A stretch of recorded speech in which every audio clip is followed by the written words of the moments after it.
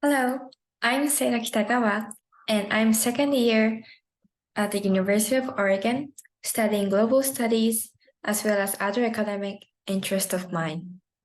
Today, I'm here to present my summer research project titled Communicating Struggles and Support for Foreign Workers in Japan. And I would like to give a huge thank you to FYRE Awards that funded my project, provided by FYRE, as well as mentor Professor Catalina de Onis, for being an amazing mentor over the summer. Thank you.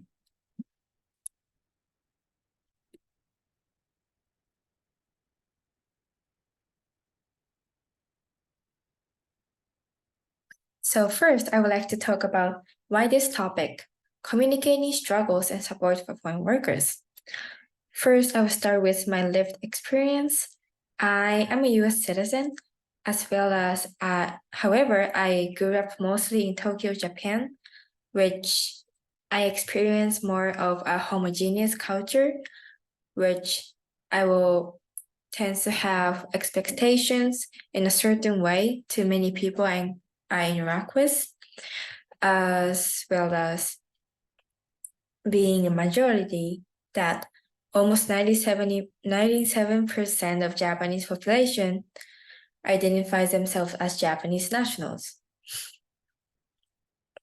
On the other hand, living in the US for over 3 years, I noticed and I was able to experience how diverse society, how multicultural, multinational societies can look like. So having those different experience inspired me to have this research as well. But the seed of this research question and research was the honors class 221 Latinx Author Ethnography taught by Catalina de Onis. And that class brought me interest in marginalized and minoritized communities in Japan. And within that course, I was working on a zine creation project, and I focused on marginalized communities in Japan.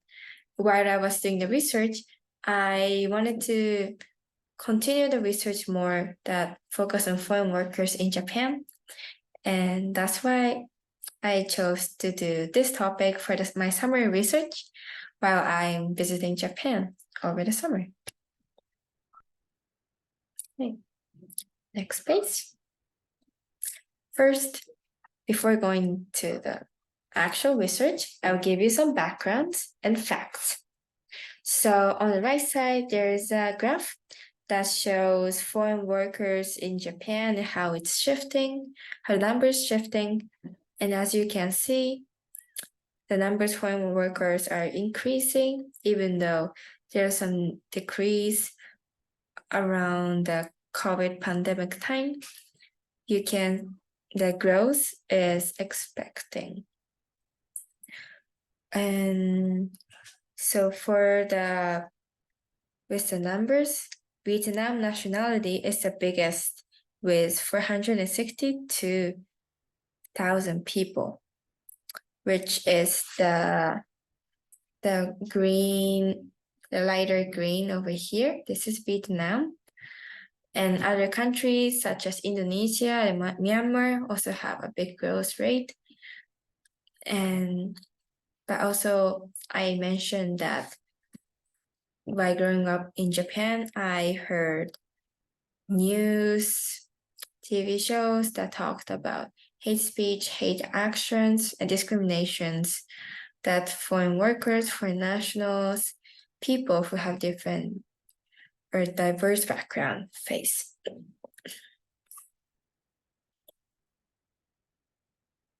So this is a little bit of my research journey. First, started off with brainstorming and initial research.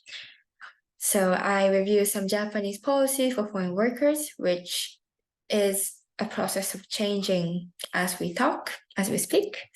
And I look at some news articles about topics surrounding foreign nationals in Japan. And the next step was primary research interviews. I interviewed 2 people from NPO organizations that helped foreign workers, foreign nationals. Mr. Iwahashi is from POSE, and which supports workers. And Mrs. Hayashikawa is from Tokyo Nihongo Volunteer Network, which brings support for Japanese, especially for the language section. And lastly, I finalized my research questions and I conclude my research. And as my conclusion part, I created a weird video for communication. So here are the research questions. First, how can youth in Japan collaborate to create a diverse society that welcomes and supports immigrants and foreign nationals? And the next one was, how do policies and news media framing about immigrants and foreign nationals harm or help the creation of a more heterogeneous, just, and equity-centered society for all people in Japan? So for the first question, I conducted an interview with younger Japanese students who were actually college students around my age, and I was able to get connected with them and have conversation about these topics. So someone said, I had opportunities to interact with international students on college campus and I enjoyed it. Others says, I think Japan should be more welcoming and easier place to live in for foreign nationals as well. And others said, if I know an opportunity, I would love to get involved in volunteering and help those people in need. So by doing these interviews, something that stood out to me was first, the Japanese younger generations think that this topic is something the government should be taking care of. But on the other side, they're being open-minded and they are ready to get involved in some kind of supports if they find some opportunity to do so. So that was really encouraging to see. And since I wanted to learn more about how the volunteer work could look like, I conducted an interview and met up with Mrs. Hayashikawa from TNVN. So she was one of the original members for TNVN. Actually, it was called Sakurakai at first. And organization grew. So she noticed the importance of networking with other volunteer or other organizations. So that's why this network was made. And she also mentions a criticism that she faced over time mostly from Japanese language school, that they're mentioning that you guys are taking away some students from the Japanese language school. And that was interesting, but also that was something that maybe some NPO organization might face. But how TNVN overcame that was having a motto of helping as neighbors, which I was inspired by. Helping as neighbors means they also teach or help with Japanese language skills, but as well as they will help with culture, they'll help with grocery shopping, or those basic skills that you need for living in Japan. And they're helping as neighbors, and that was wonderful. And she also mentioned that Japanese language education has shallow history. So back in the day, she had to go through some foreign textbooks because she couldn't find good textbooks for Japanese. So Reiko, Mrs. Hayashikawa, she has some message that wanted to be heard. So I would like to share them. And first, she wants volunteering will be more common in Japan in general. Right now, there are some volunteer work that you could do in Japan. However, there is a view towards volunteer work that volunteer something that good people do, or people who do volunteer should be honored, which put volunteering on a position that you have to be a certain kind of person to do volunteer. That is not true. Anyone can do volunteer. And the next thing was she wants the younger generation to be interested in their surrounding and take actions. And this stood out to me, and I take it personally, and I would like to work with that, which I did take action for this. I'll share it in a later of my research presentation. So to conclude, findings for the question 1 would be something that important is acknowledge the people. Your people who have different background, and if you're interested in volunteering and do something, take an action, and there are people who need those help. So here's question 2. How the politics news media framing about immigrants and foreign nationals harm or help the creation of more heterogeneous, just, and equally centered society for all people in Japan.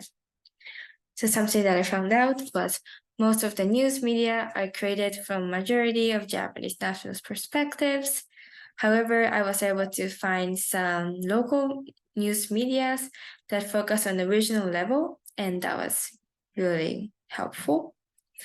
And also, I would like to point out some terms that are being used.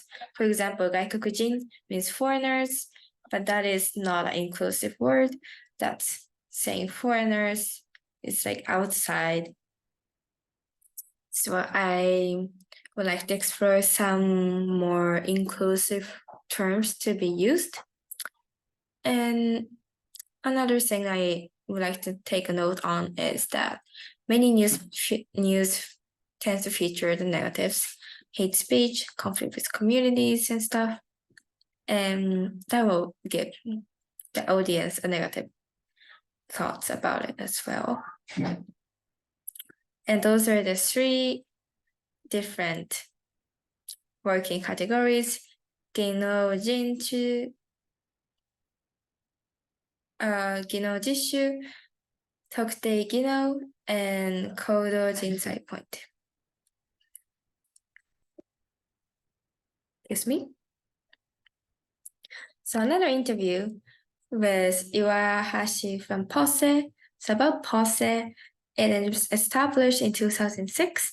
Its NPO provide free counseling on labor issues, and POSE also have specific branch for foreign workers in Japan, and that's where Iwahashi mainly works at.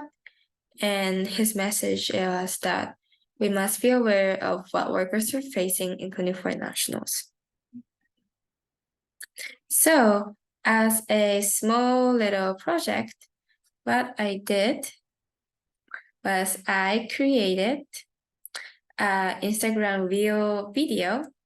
It says, hello, new neighbors. And basically, I put on the informations or some little things that they might want to know before coming to Japan.